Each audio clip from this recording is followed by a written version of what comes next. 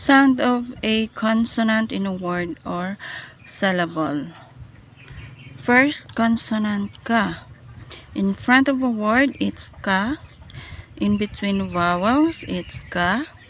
Between vowel and consonant, it's ka. At the end of a word, it's ka. Example, kayo, aki, mokta, and yak. Consonant na. Front of a word, it's na. In between vowels, it's na. In between vowel and consonant, it's na.